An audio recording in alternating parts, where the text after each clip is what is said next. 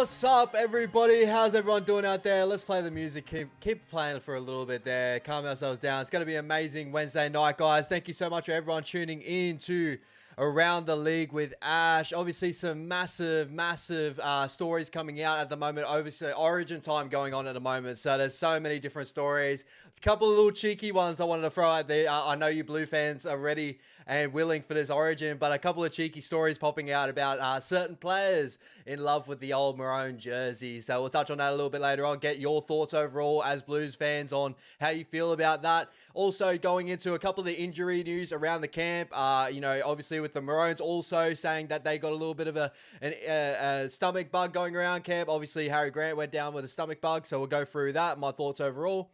Then we're going to roll into my thoughts overall on both these two teams and, where I think that both their strengths and weaknesses are. Because I'm not going to do a hot and cold this week. I thought the best way to do it would be also just talking about our Origin, because I think that's the biggest thing going on at the moment. And then last but not least, obviously a lot of people love the Punters Paradise. So we're going to be bringing back the Punters Paradise again another week, guys. So we're going to bring out my tips for the weekend, how I did last weekend with my tips, and also my value bet for the weekend. I only got one value bet this weekend, but this one is going to be a juicy one. I really do think that it can really come off for you guys. But thank you so much for everyone in the channel right now. Jazzy, good to see you in there, my brother.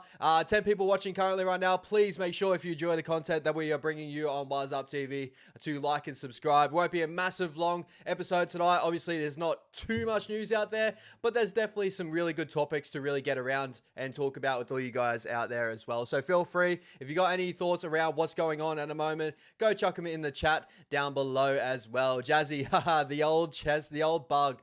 In Queensland Team Chestnut. Yeah, we've done it before and we'll do it again, because you know what? We are underdogs. So we may as well get straight into it. Obviously the big Origin news, because Origin is coming up so quickly. And the first thing I did want to talk about is with the Blues camp overall, and obviously the big notable names that are hampered with injury at the moment in the Blues camp. None other than number 1, then number 7, Nicho Hynes, but, still sidelined there with a calf injury, yet to train with the squad from what I've heard.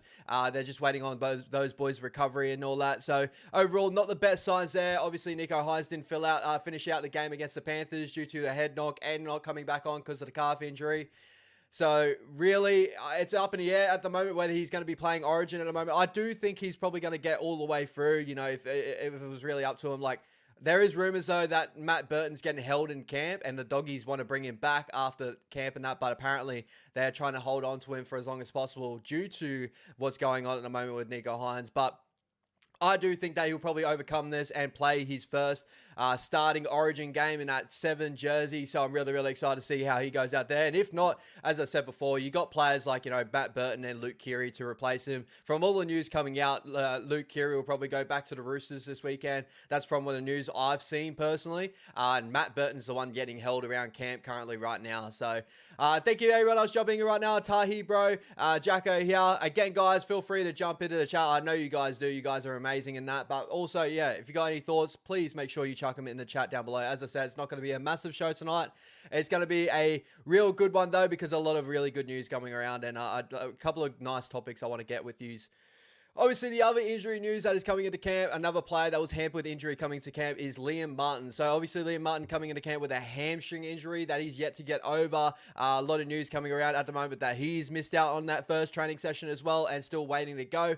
But a lot of big news also, too, that Mitch Barnett will be the player that's been held on for just in case Liam Martin's not able to get through his duties in training and that.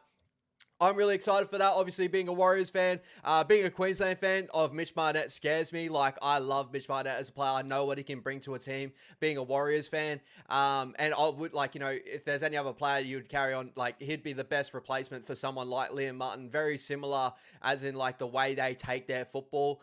Very aggressive players. They love to turn the game with their defense. I think he's probably the best swap there. I would have fully argued to have Mitch Barnett on the bench to start with anyway, over players like, Hudson Young, even like Spencer to pinch. But even though if you look at the bench of the New South Wales bench, you got Isaiah Yeo's a definite for me. He's got to stay on the bench. Then you got Spencer Leniu, obviously, as a middle forward. The other two, Olakawatu and Hudson Young. For me, Hutto was the only one that I'm like, I'll switch him out and put a middle forward in there with Mitch Barnett, but that is still waited to be seen because obviously Liam Martin is hampered with a hamstring injury. So guys, make sure you comment down below your thoughts overall on Nicho Hynes and Liam Martin, and whether you think they are going to overcome these injuries to play Origin next Wednesday night. So massive news there. And obviously, before I get over to the Maroons and what's really going on in the Maroons, because there's really not much other news coming out of the Maroons camp currently right now, but the big one for the Blues, a lot of news coming out around. A lot of people have obviously got into Haumole Olakau'atu's old social media posts around the Queensland Maroons. And I want to get your guys' thoughts as well on what your thoughts are on having, obviously, Jerome Luai has been caught out, saying that his love for his Maroons, and I don't know whether that was because of maybe selection issues earlier on in his career and that, but Haumole Olakau'atu apparently grew up as a Maroons fan. That's a really interesting one, and does that bother Blues fans out there? Like, for me, honestly, I know that any player that's going to wear that jersey is going to be professional enough and they're going to go out there and do some damage. So for me, I don't think this is really big news overall. But I know there's a lot of people out there that want to have their players that have full love for the jersey. They want to play for the jersey. It's kind of in the in-between sort of phase of do we have a player here that's, his talent, potential, that's what you want there? Or do you want a guy that's just wants to bleed for the jersey? They love the jersey. That's what they wanted to do since they were a little boy.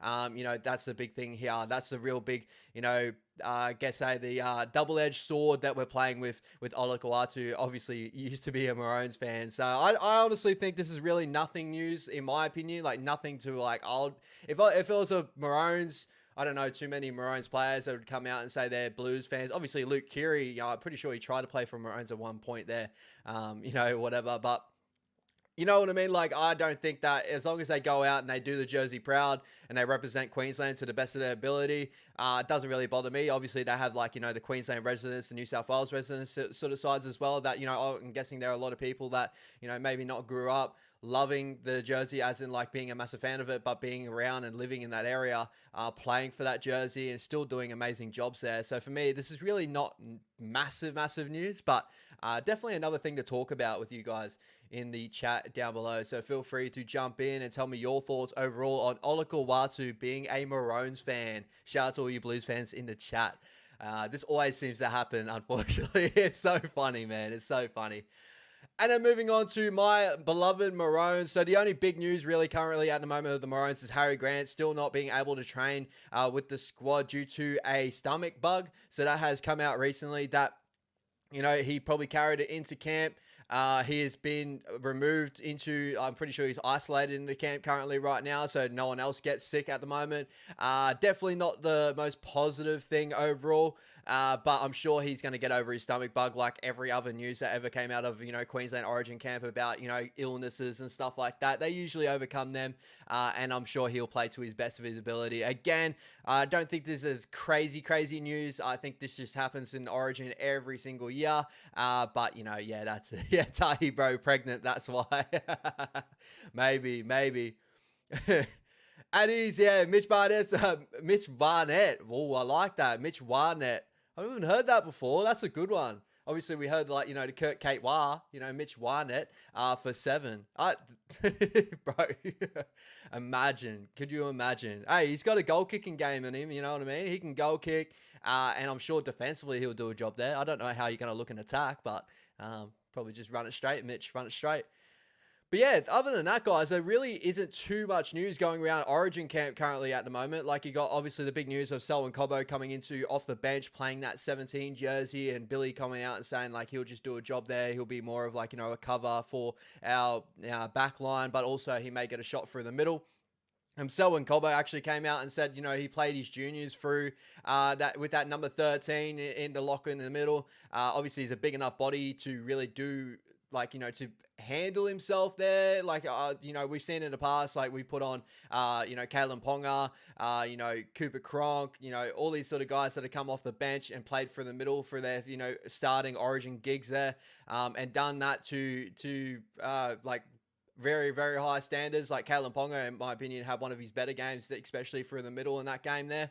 And I'm sure that, the bigger body, I'm sure Selwyn Cobbo will do a job if we have to put him into the middle. I don't think he'll be in the middle for long periods or anything like that. I don't want to see a full game with, Selwyn Cobbo at 13. That's not what I'm looking at. But I'm sure that if there was any sort of problems or anything like that, or he doesn't have to get game time on the edge, we can play him through the middle and get some blood flowing in his legs, and hopefully, pull out some special stuff. So that's the news I'm coming with you today, guys. Obviously, not too many other news around Origin. My last little bit of news that I want to get through too, before I jump over to you guys and really talk to you guys about my thoughts overall with the both Origin squads going into this game, my strengths, my weaknesses. We're going to touch on a little bit of NRL news, and the latest NRL news is right now is breaking. Is PNG going to be the next team?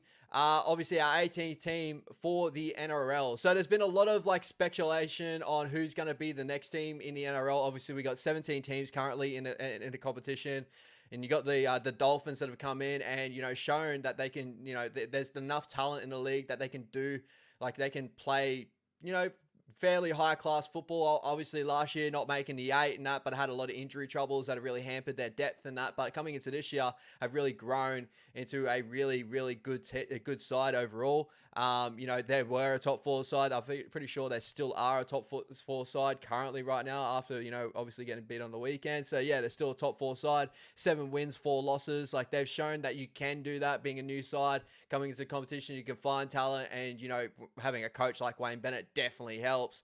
But Papua New Guinea, what's your guys' thoughts on Papua New Guinea? Do you reckon that should be the way to go? When that first came out, my first honest thoughts on Papua New Guinea, if we could put a team over there, really, will it flourish? Will it become something that we, the game will invest in and get a ton of money back? I was kind of either way with it. I can see the positives in it. Obviously, Papua New Guineans love rugby league. That's their national sport. They die for it. And I know from being a content creator, with the on TikTok and stuff like that, I think my highest geographically, how do you say that word? Geographically, geograph is actually Papua New Guineans. And it's awesome to see, they love their rugby league football. As soon as you start talking about Justin Olem, Xavier Coates, boys of this sort of names, they absolutely love it. So I'm sure they're going to get behind a team and go crazy. The only setback is the amount of money that is actually in Papua New Guinea, obviously being, a third world country, and that, the funding is coming from the Australian government from all the news stories coming out today. I think it was a $600 million plan with the Australian taxpayer money to invest. Yes, so $600 million from Australian taxpayer money to make this game grow over there and, get infrastructure. I think it'll be awesome. The other way you can look at it too, guys, is it's going to be awesome for Papua New Guinea to have jobs, you know what I mean? If you're going to have an NRL team, obviously there's so many other things that you can build out there, and you can really maybe help their funding and money, start circulating in Papua New Guinea and really help out a lot of really down areas over there. So there's some positives and negatives either way. I don't know if we're going to make big investments and big, money back in Papua New Guinea. I don't think that's the way to go there. But if you're thinking about the cultural change, I reckon that would be the massive point for the NRL to go to Papua New Guinea. Shout out to Levon, Caboolture's finest. Big up, everybody. Thank you so much, Levon. Obviously, this is I had a massive afternoon. I was running around trying to get all this stuff ready for my stream tonight. And, I appreciate you coming through, my bro. I really do apologize for my last minute sort of story upload and stuff like that. But we are here and we're ready to go. Jackson Ford, did you see Barney is in a box seat to replace Liam Martin? Yeah, brother. We just touched on that just before. Again, there wouldn't be a better replacement in my eyes for Liam Martin than Mitch Barnett. They're I'd say that Liam Martin has a lot more shine at the moment because of all the stuff he's done, with recent in the game, 3 premierships, all that sort of stuff. But, if we're going like for like type of player, you're going to go effort on effort. You got the aggression both these boys play with. I think they're so similar in a way. Obviously Mitch Barnett's the bigger body, but, Liam Martin, it feels right for, the Blues. If they're going to take out Liam Martin, put Mitch Barnett in there. As I said before, I kind of was swaying towards Mitch Barnett over Hudson Young on the bench. Jacko here. Yeah, back to the Papua New Guinea news. Why PNG? Sure, we love league. Sure, they love league and are fanatical, but it seems the government money being a main attraction. How will they attract players to live in Port Moresby? That's a whole different thing too, Jacko. And you got a great point there. That's my whole thing. There's there's two ways to look at it. There's that way of like there's got to be a lot of work to be done for this to happen and this to be profitable. Like, again, you touched on the main point there. Players to go to live in PNG, if there was any sort of way that was ever going to happen, you got to think of like the players are going to like, Papua New Guinea is a beautiful place, right? But like it is a third world country. It's like, if you look at like Samoa, Tonga, like, the islands and stuff, they're not first world countries, what we're living in currently right now in Australia. There's not as many benefits over there. So to really lure over players, it's either they're going to have a connection with the land. So like you got your Xavier Coates, you got your Justin Olems, you got, players like that, even bringing over, you got Liam Horn that's playing Q Cup, and I think he's over in the Super League currently right now. Lockie Lamb, like you can try and build around those guys and really say that some of their national team maybe fill in there, but it's going to be tough in that aspect of it, bro. I do agree.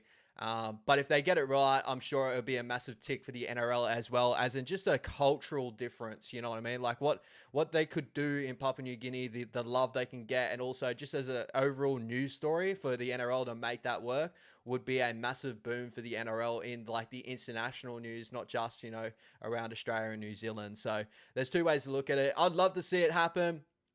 Again, I don't see that much profit in it for us comparatively, as you've seen from going to Redcliffe for the Dolphins. They already had the funding behind them. They already became like the richest richest club in the league when they took over. This is not going to be that. This is going to be a ton of work. And as I said before, $600 million of Australian government money to go into fund this over 10 years. So that's a ton of money. It's definitely a big risk to take, especially when you're looking at all other options of, Perth and stuff like that. Like it's a really tough one. Shout out Rugby League History. Appreciate you, my bro. Appreciate you coming through, my man. Up the wires 95. What's happening? Jacka here. Samoa, Tonga don't have the crime problems of PNG. Oh, I'm not 100% sure on that, my bro. I'm not 100% sure. I probably not as bad, honestly. Yeah, I guess, but still, we're still talking about the amount of funding and stuff like that going in all these countries. They're all very similar in that sort of sense of they are all third world countries, if you're being honest. Tell you, bro, pretty scary, yeah. Rugby League History, I always thought Perth were going to be the next team. I thought they were in a shoe, and there was all the news coming out. This is what it was so interesting to see this news come out today too of, Perth looked like they were going to be in the box seat for that 18th team. They had talk around the North Sydney Bears being the new side over in Perth and being like the Perth Bears or whatever they were going to base them as. And then you hear today, the deal has been done.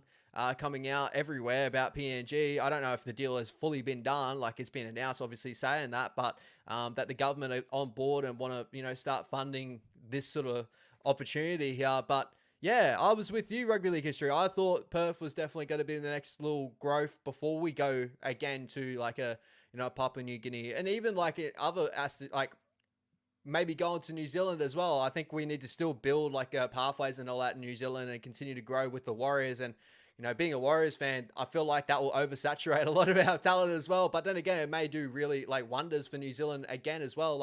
An area that is proven that rugby league is starting to grow there. It's starting to take over in some areas, over rugby union in some areas. So it could have been a missed opportunity there too from the rugby league, from the NRL to go to New Zealand and have another team there and really stamp their authority against rugby union. And rugby union, we're never really looking at Papua New Guinea as any sort of option there too. So, there's a lot of caveats to all this. There's a lot of options you could have took. But again, if you hold on to the cultural difference they're going to make here, it's significant. But if you look at if it's the smartest decision on the NRL, it's still a wait and see sort of prospect for me. That's why I agree with all you guys' thoughts here. Jacka here. You may not 100% sure I am. The crime rate in PNG is a huge worry for anyone going there. You need to live in a gated community, and is at your huge risk. Yeah, that sucks to hear. Up the Wahs 95, South Island gear for W Bras. Yeah, I love that. Really hope New Zealand does acquire a second team within the next 20 teams. PVL is planning to have, by 2030. Yeah, exactly. That was all the news that, he plans to have 20 teams. And I love the thought of like having another New Zealand team. Like if you actually think about like, the opportunities you could have in New Zealand, especially what the Warriors are starting to do now, like there's an opportunity that you could really give it to rugby union. Like I feel like, the way the rugby leagues place themselves in the sporting market at the moment is to fight against rugby union, AFL, stuff like that. To do that, like go to New Zealand and, take over like rugby union's motherland, you know what I mean? Like the heartland of rugby union. That would be massive. But yeah, I see more opportunities in New Zealand. Like I totally agree with you guys, but yeah, it just seems to be the way they're going with Papua New Guinea, and I guess it's a wait and see. Tell you, bro, haven't watched any documentaries on PNG in a few years. Yeah, I haven't really watched too much either. But yeah, hopefully, like, the funding that's going into the country now, like, hopefully that helps a little bit too, maybe with the crime rates and like getting things in order. But again, it's a lot easier said than done. Rugby league history. I just thought with them taking state of origin games there, double headers, night competition, regular seasons, that Perth would get it. Yeah, 100%. I'm completely with you there. Rugby league history, and let's bring back the nines, huh? Like I want to see all the little things like that. Like give Auckland back the nines, please. I want to see that. That's what I want to see in rugby league. I missed the nines competition. I know it probably wasn't as feasible for the players and, with their off season and all that sort of stuff. Obviously, a couple of players definitely pulled out, but I enjoyed the nines competitions, like, and it really grew a lot of like, interest in New Zealand. I thought when we had the Auckland Nines, and even when they took it to Perth with the international stuff and that, I thought it had a lot of interest and it did really, really well, but maybe I was wrong. But yeah, I agree. Like when I saw Perth get a lot of those sort of rights, state of origin games lately and that, I would have thought that that's the area they want to grow and really compete with AFL over there. That's the big thing too. So Jacko here, Christchurch could be an option. They're building a roof stadium with a rectangular field. Looks like perfect. Yep. Yeah, nice. Tahi, bro, does that mean that WAHS own Wellington? Rugby history. Perth is a very competitive market, though. They are AFL mad. Plus, you have cricket, football, Perth Wildcats, and basketball. Even rugby union has a presence there. And yeah, that's would have been a thought to me, like for them to stamp, put their flag in the ground and say, rugby league's coming here. And with all the buzz going around rugby league currently right now, I think they had the opportunity to do something special there. But they've chosen at the moment, by the looks of it, they're choosing PNG. So we'll have to see how that turns out. Jose, good to see you, my bro. Appreciate you coming through the other night too. And yeah, thank you for coming through tonight as well. Rikers, what's going on? So which teams do we want to lose the most, since we have no team to cheer for this week? So my eyes are all set on the Origin currently right now, but if we're going over like rugby league, like, this weekend of rugby league, I respect the Roosters, but growing up, I've never liked the Roosters. Like, I think it's just more of the fact of like, they are the glamour club. They are the, like, the big club that gets what they want and all that sort of stuff. And they've been successful. So I'd love to see the Cowboys get over them, being at $5.10, like the players out. I don't see it.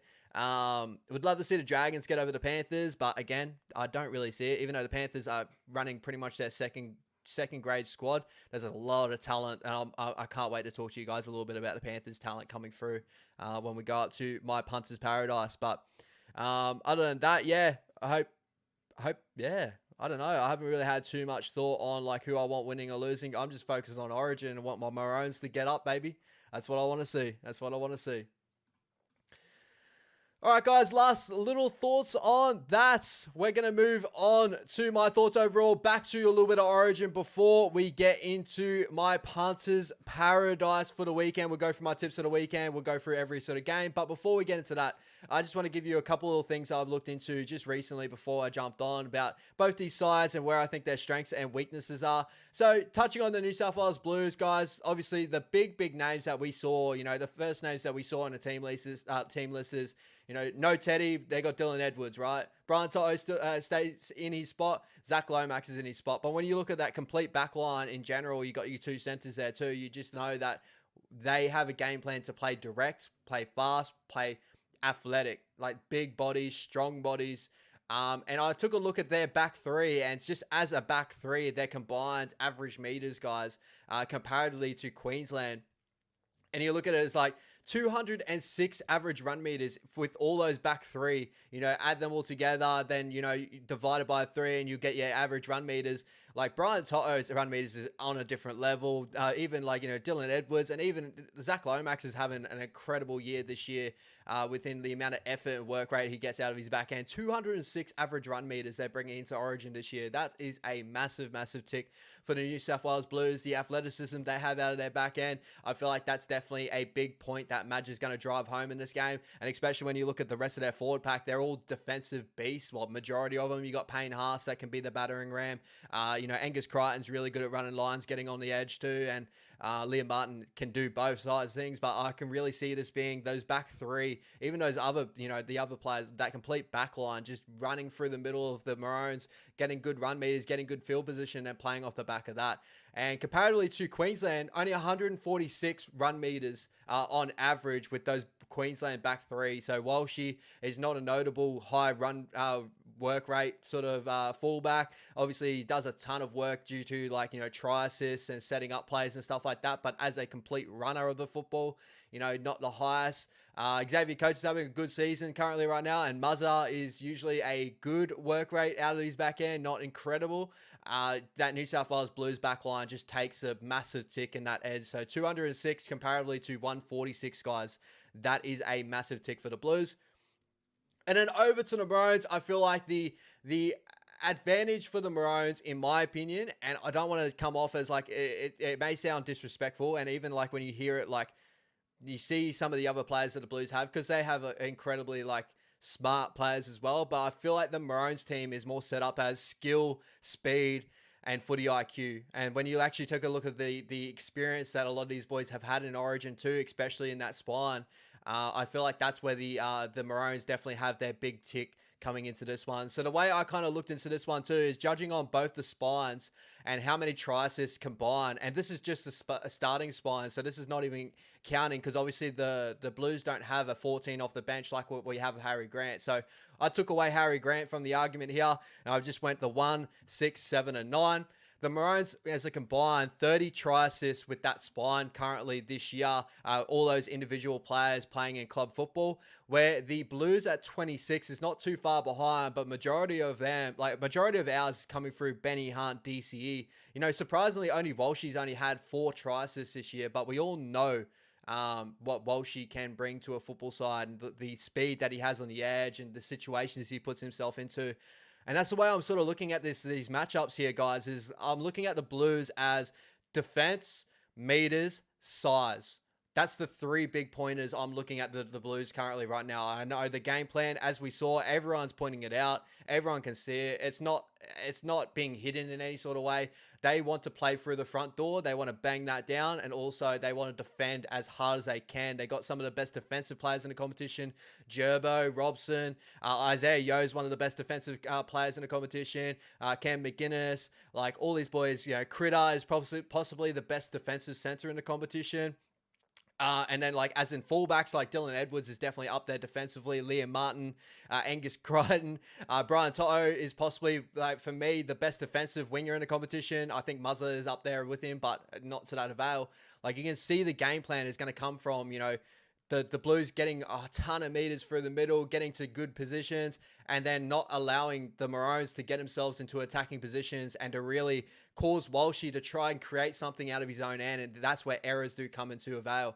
But then flip it on the other side, we definitely have got the smaller bodies. We got the speed. You think of players like the Hammer, Valentine Holmes, Selwyn Cobbo, Xavier Coates, even Harry Grant out of dummy half. You got Jeremiah Nenai as an edge back rower, is a very quick edge back rower, light on his feet. Jermaine Hopgood's not a big body coming off the bench as a 13, gets through a ton of work, and that has a very high work rate. We got the smaller bodies, but we definitely got the speed. We got the skill in a lot of these players, like the Hammer and Walshy.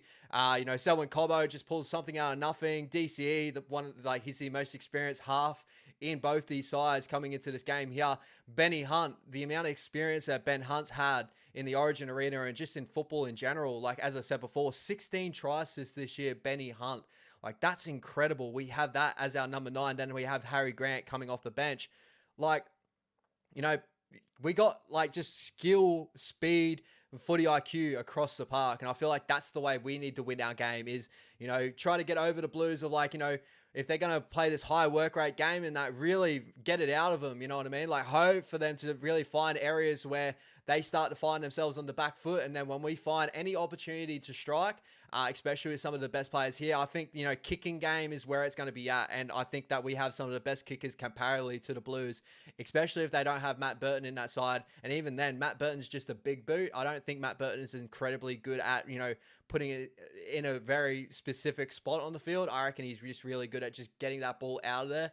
When we look at DCE, Benny Hunt, you know, even Harry Grant, some of these kicks out at night, like, you know, Tommy Dearden can do really well with a nice short kicking game as well. I think that we got some pinpoint kickers there. You know, Benny Hunt's like 40-20 record's incredible. So is DCE's. That's where I think that we can change the game. Walshy's got a kicking game to him as well. It's really put the Blues on the back foot. If they want to play this high work rate sort of game of just meters defense and that, you know, early kicks, you know, fourth tackle kicks, turn them around. Like, that's the best way I can see the Maroons having a chance here. And again, guys, like I'll be completely honest with you, coming into this game as a Maroons fan, this is like, I feel like it's a very 50-50 sort of game here. I could see some areas and I reckon the Blues will come out really strong and fast and be really tough to handle. And it's all up to those Maroons, like starting, you know, middles there of like Cotter, you know, Collins and Carrigan to hold it together as much as they can. So then our halves and our spine can really click into gear and really turn the game into our advantage with their kicking game and just their ruck deception, certain little things that the Blues currently don't have in the side. But I'm really, really excited for this Origin game because, yeah, there's so many different ways we can go about this. Moving on to the chat here, guys. Jackie here. Aussies would love to hate it, bro. Up the wahs 95 for sure, bro. Jackson Ford. I like Paddy Carrigan. Such a great player. I love Paddy, bro. I think he's incredible. For me, I'm going to say with him and Isaiah Yeo and Cam Murray, he's got to be like, yeah, he's a top 3 lock in the game. I personally have him as the best lock in the game. I think he's incredible. Here we go. Wahs up TV, up the wahs, sorry, 95. Burton Bomb special, but that's probably it. Yeah, you're not wrong, Ash. Doesn't have a great short kicking game.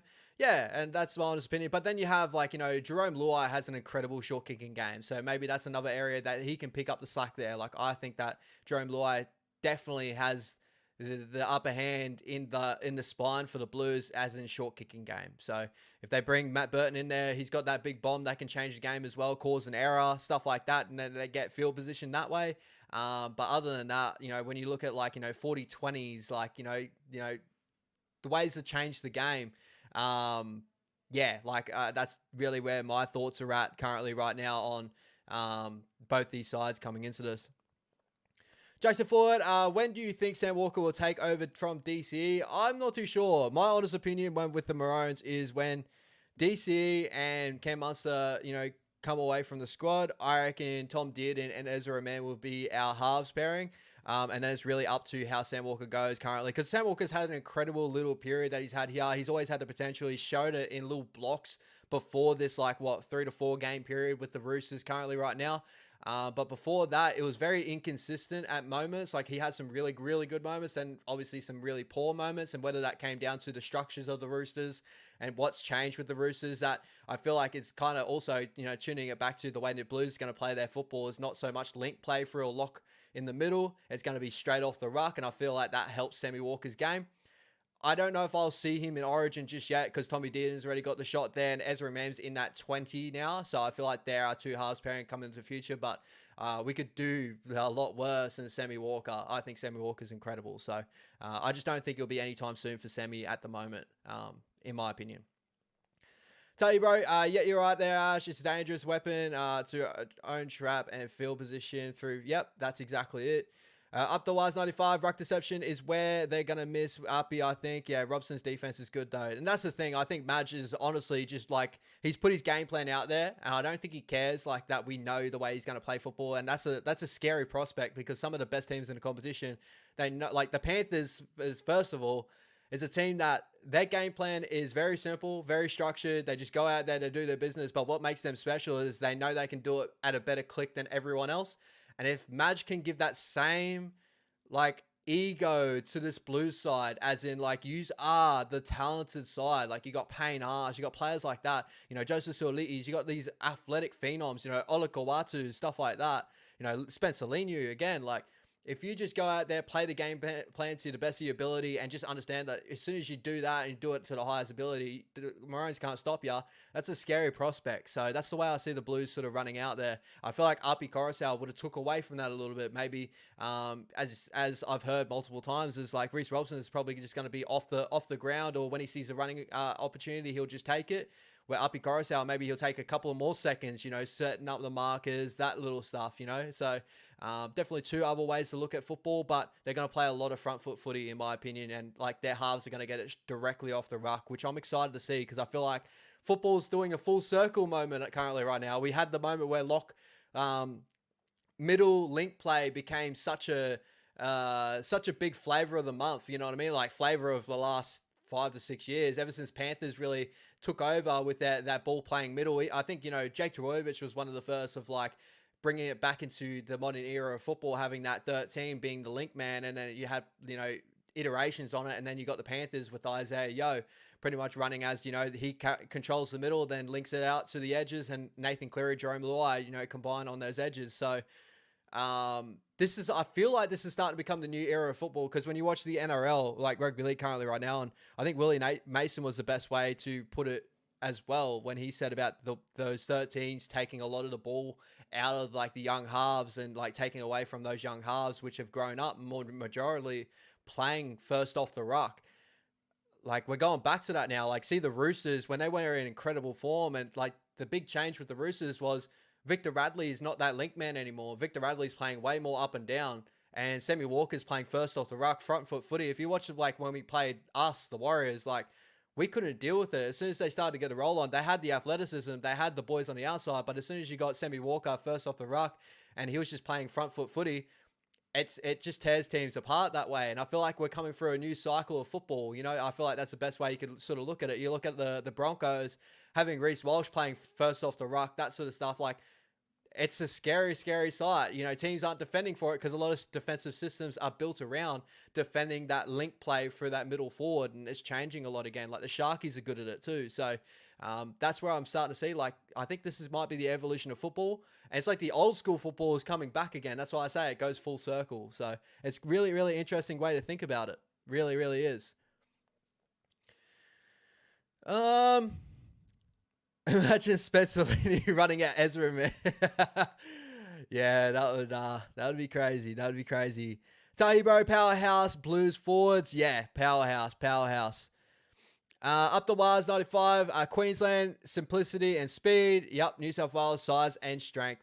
Yeah, simplistically, that's exactly the way to put it, honestly, is I feel like the Maroons is more this year as the experienced, you know, campaigners. There, you got the spine of, you know, DCE and Benny Hunt in the spine there that have played multiple Origins together. And then you got, you know, Harry Grant that's played multiple. You had Dearden in his second look at Origin now, but he's played it before. And then you got, you know, Reece Walsh out back. Then you look at, you know, the spine for the Blues. You know, Reece Robson's still new to the Origin arena. Jerome Luai is one of their most experienced campaigners there. Dylan Edwards first, you know, look in Origin, and then you got Nicho Hynes first proper starting part in Origin as well, unless they bring Matt Burton in there, and he's had one good shot at Origin as well. So you look at both those ways. The footy IQ on the Maroons side of like the experience and that is the big key for the Maroons here, especially when they know the speed of, you know, Origin football. They know that how they can change the game. You know, Benny Hunt's the real key to that for me. I feel like, you know, coming into the season, he's one of the most informed players too. Like, as I said, 16 try assists. Like, that is mental. I think he's topping the league currently right now for try assists. Like, and when I looked at it too, guys, there's an interesting stat that you can throw around in your pub chats or anything like that. Like, Dylan Edwards has more try assists right now than Walshy. I think it's only by 2, but Walshy this year, I know he's missed a couple of games for football, obviously, with a little bit of injury, a little knee niggle and stuff like that. But, 4 try assists for a guy that usually links up play so well. He has that 3-on-2 options that, that cutout ball is incredible. But Walshy only 4 try assists, like showing that he's taking a little bit more like running opportunities now too. So that's an interesting look coming into the Maroons. So that's a good one to throw around with you guys if you actually want to see who actually has a better try assist tally, Dylan Edwards or Walshy. It's actually Dylan Edwards. So it's awesome to have, Benny Hunt there too. So yeah, that's my thoughts overall. Benji, excited for Dearden. Ain't the biggest, but the bloke can put on a shot. Yeah, and I feel like that's really what got him the edge over Ezra Mam in his jersey.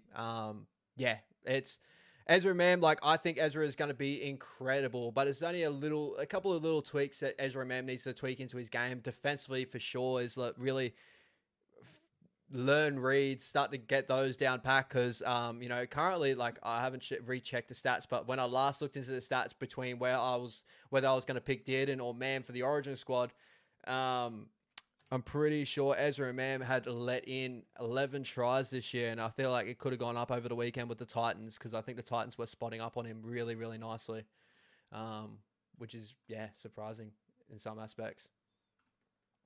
Here we go. Come on.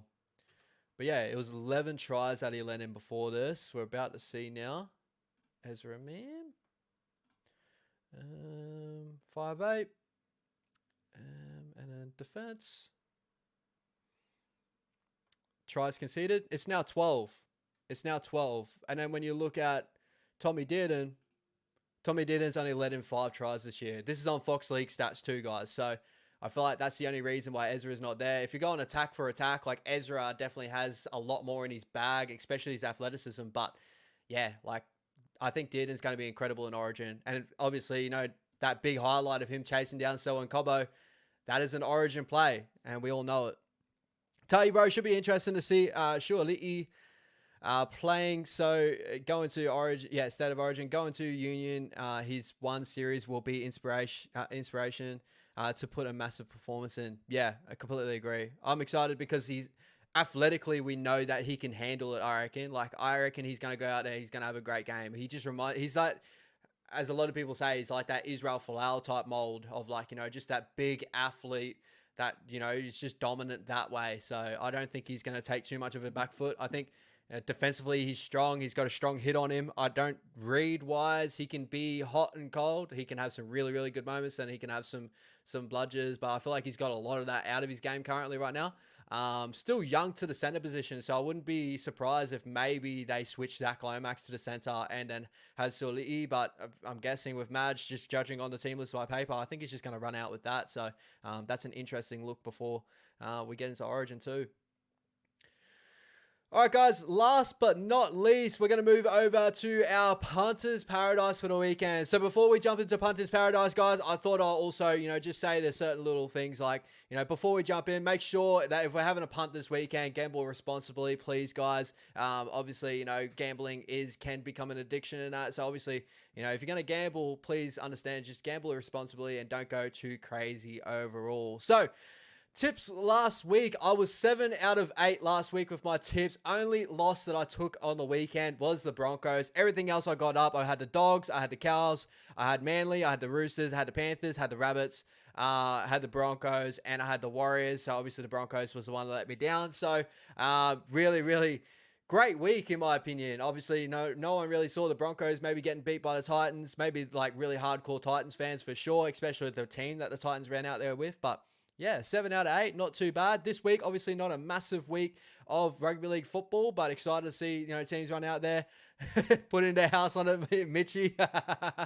Love to see it. Jose, are you tipping the Eels this week, Ash? We'll get into that, my bro. First game of the weekend. We got the Eels and the Sharkies. So, Obviously, big notable names back in for the Eels in this matchup. We got Mitchell Moses. We got Clint Gufferson. Ryan Madison looks like he's been a late inclusion. No, he's on the reserves here, so he's in the reserves. Will Benassini, Weremu Greg are all ins for the Eels coming into this weekend. Obviously, the only notable out is Jermaine Hopgood. And then when you look on the Sharkies side, we got, massive reserve list here that could change so many different things coming into this weekend.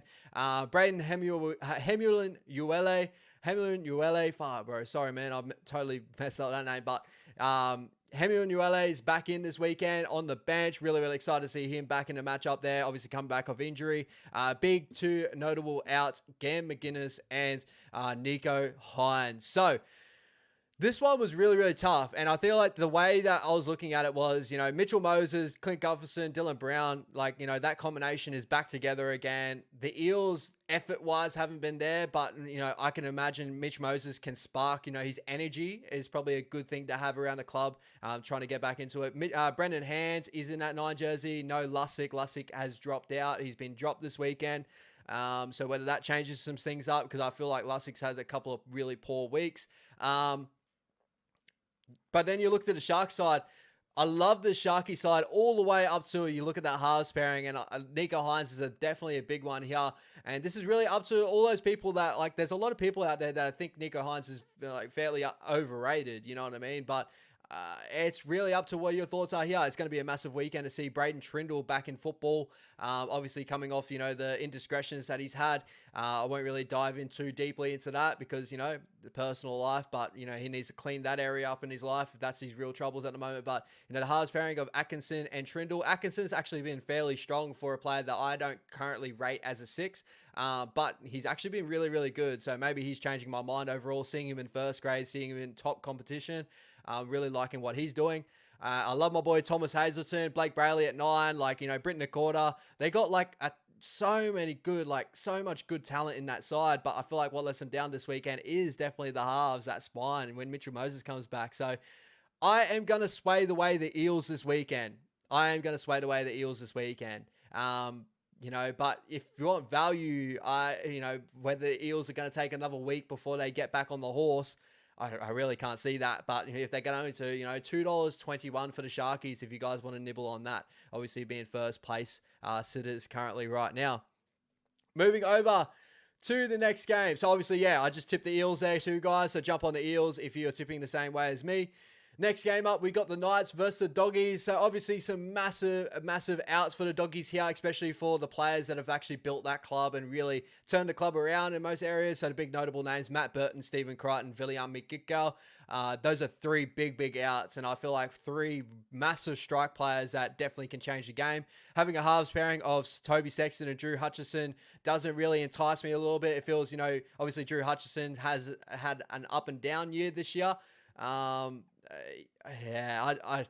I think the Doggies are going to be really, really tough. And I feel like this game is going to become a slugfest because, look at the side of the Knights, the way they've been playing their football over the last 4 weeks. They're 4-0. They've won every game since, KP's gone down. They've been playing a tough brand of football. But that's also where the Doggies are living their life at the moment. But I feel like what has helped the Doggies is just a tad is having those players of Stephen Crichton with the footy IQ that Stephen Crichton has on that edge defensively, especially, and then having William McGickle there just as a presence, that imposing figure of William McGickle. They're definitely going to miss that. Even though Presto is an incredible player, and I'm really excited to see him get more minutes under his belt as well. I'm swaying the way of the Newcastle Knights in this matchup.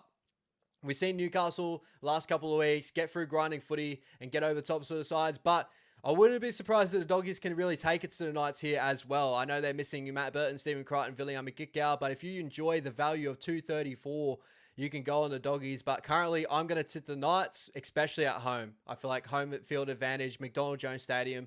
Knights fans usually turn out there, so I'm going to Newcastle Knights in that matchup. Next matchup, we got the Panthers versus the Dragons, and the amount of outs in this game is hectic on both sides of the field too, guys. That's where I'm like, now we're looking at systems, and if we're looking at systems, there is no better system than the Panthers system currently. I feel like this is going to be a notable game for Shane Flanagan if he's able to get over the Panthers here, especially with Ben Hunt out, Jack Bird out, Jaden Sewer out, Zach Lomax out. those have been some of his most informed players, if not the most informed players out of that whole Dragons lineup, gone. You got Tyrell Sloan still out back there. Jesse Marshke, I rate as a footballer, but as a 7, I'm not too sure. Kyle Flanagan in that 6 role. He's going to have to step up and have a really big game here.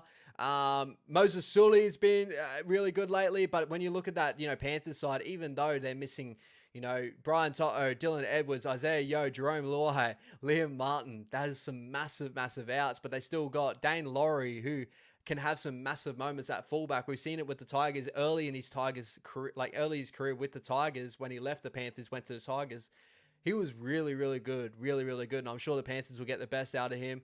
Jesse McLean's definitely a name to jot down in this matchup, guys. He's incredible, got such a high ceiling. Him and his brother, he's got a brother too that's incredible as well, so watch out for him.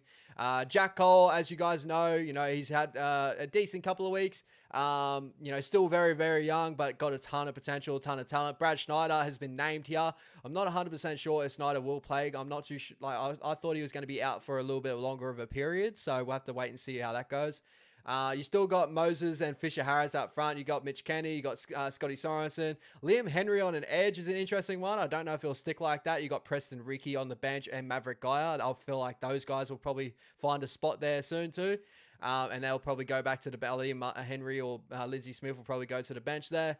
I'm going to sway the way to the Panthers. And even though there's a lot of big names still there for the Dragons, like Jack DeBella and Luciano Leilua, consistency has been the Dragons' problem, and the Panthers system just bleeds consistency, and they get the best out of their footballers. So even though all these notable outs and at Bluebet Stadium, I'm going to sway the way to the Panthers, but this is a big game for the Dragons. So they could do this, even though the Panthers got a ton of outs. They've still got a ton of outs as well on their end. If they can get this done, I think it's a big tick for Shane Flanagan. So I don't want to make it look like, obviously the Panthers are well under strength. The Dragons should get the win. No way. The Panthers system's incredible. So, but my tip is going to be the Panthers. It's going to be the Panthers for sure. Moving on to second last game of the weekend on your Saturday, we got the Dolphins versus the Raiders at KO at Redcliffe. Some big notable outs here of Felice Kafusi, the hammer for the Dolphins, and only Hudson Young for the Raiders coming into this matchup here. So going strength of lineup, you're probably going to sway the way of the Raiders, as in, players that are still around abouts there. But when you start looking at the sides head to head, I rate Trey Fuller. I think he's going to do a massive job there. If you look at a super coach player, he's definitely, if you held on to him, he's definitely another play for the next couple of weeks in Origin. I don't think they'll rush the hammer back anytime soon. He's had the hamstring issue earlier on this year. Going in Origin, I don't think Wayne rests these players as much as he can. You're still looking at the backline, Jermaine Asako, Herbie Farnworth, Jake Avarillo, Jack Bostock, incredible as we saw last weekend. Herbie had an incredible game last week. You look at the halves pairing of Cody Nikarima and, Isaiah Katoa.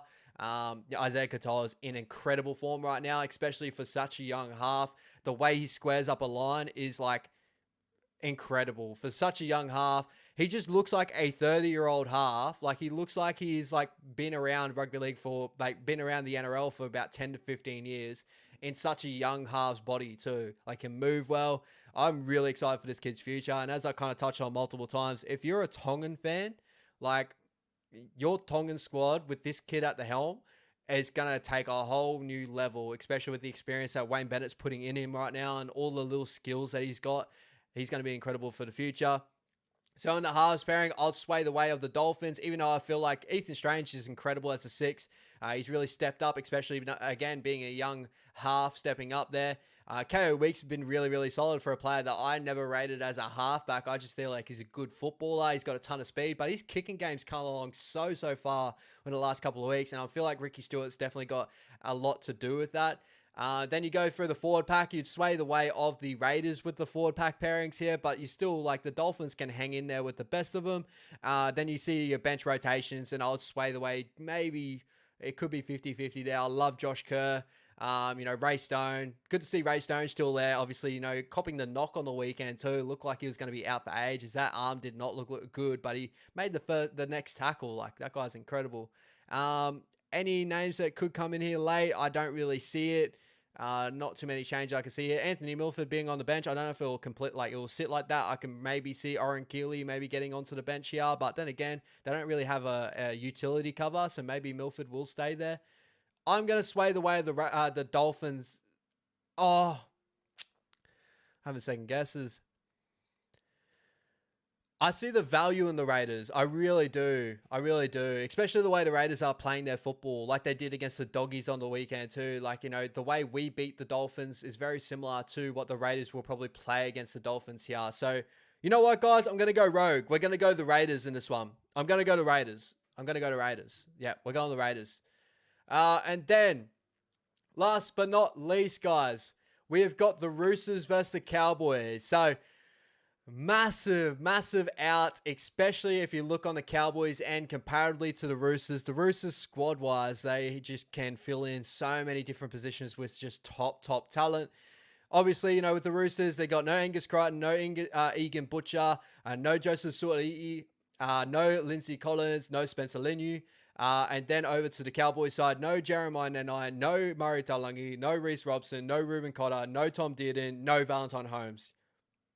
It just feels like you're taking a lot of the heart and soul out of the Cowboys and you're going up against still a Roosters team, guys. Listen to this. Like, James Tedesco is still a fullback. Like, we're talking about an Origin player, like ex-Origin player, Australian captain. Like, this guy's like a freak fullback. I know he's in later in his career, but he's still having a great year this year. You got Daniel Tupou and Dominic Young still as your wing pairing. You got Bonga and Joey Manu as your centers. You got Luke Keary and Sam Walker, so that's like pretty much an unchanged backline there. Obviously, no Suaalii to be in that center role, but pretty much barely unchanged backline there. Then you got Hardgraves and Terrell May. Terrell May is just leaps and bounds. Like his journey in the NRL, he's come so far. He's such a good player at the moment. Like, that cutout ball he threw in that Sharks game still blows my mind. Had the old, I was watching it with one of my close mates that, loves his touch football. And he's like, bro, he threw, one of the best, touch football cutouts as a front rower. Like, yeah, freak. And you got Brendan Smith still there, 9. Nat Butcher, Victor Radley, and Nafahu Whites. That forward pack.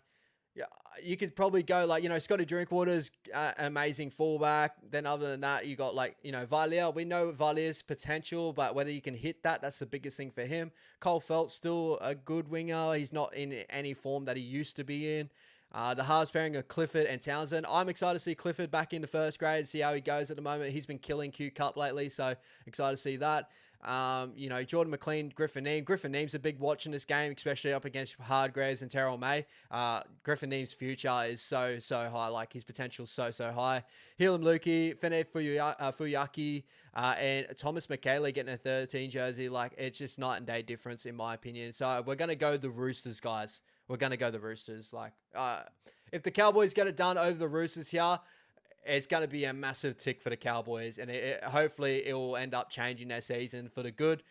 They're one of the Cowboys are definitely one of those sides at the moment that are looking to get back into form, especially with the amount of potential they have in that side. And last but not least, guys, as I said before, we're about to go through my Punter's Paradise, my value bet for the weekend. I've only got one this weekend, but hopefully this is one that will fill up your pockets with a ton of money. If you're going to gamble, guys, please make sure you gamble responsibly before I get through this. So, as I said before, I was switching back and forth on this Dolphins and Raiders game. So I saw the Raiders as high value, especially, when I first got on them, they were $2.38. I jumped on them head to head and put them in a multi together, guys. So we're going to go Raiders head to head, $2.30 there. Add that with Elliott Whitehead. I'm really excited. Elliott Whitehead has really changed the effort areas in the Raiders the last couple of weeks since he's been back in that lineup. He has that try scoring pedigree as well too. He's had some really nice moments, and at $4.50, I feel like there's value there with Elliott Whitehead. Obviously, we'll be playing on that right side. Isaiah Katoa has defended really well on that right side there too. But I can see the Raiders following a very similar game plan to what we had and just start peppering that side and really go ham at them. If you want other value, you could probably go as probably the other side of the edge back row. You got Ata Mariota, unless they switch Elliott Whitehead to the left side. That should be a watch there too. But Elliot Whitehead, $4.50. I'm eating that up and putting that in my multi. And my last player there is Matty Tomoko, because I really do think that right edge is going to get attacked hard. So we're going to go Matty Tomoko, $2.55. So Raiders head-to-head, Elliot Whitehead, Matty Tomoko.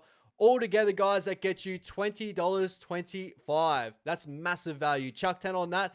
$200 there for you guys for your weekend. So hope you guys enjoy that. And that will be it for my next episode of Around the League with Ash.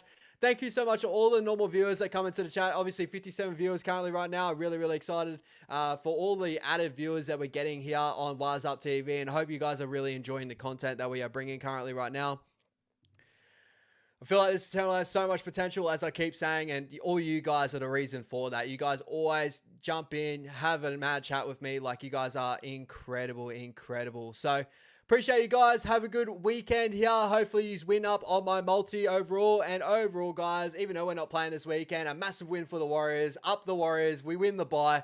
And that should hopefully take us to around that, 9th, 10th, 11th spot. So really, really excited to see that over the weekend, and then hopefully get a really nice win when we get back to it. And also, guys, make sure you keep your eyes around the channel. We've got massive live streams coming up. Obviously, next weekend, we got All You Can Eat on Tuesday night, and then Wednesday, we're going to do a live watch along of the State of Origin. Me, Levon, and whoever else wants to jump on with us, come through.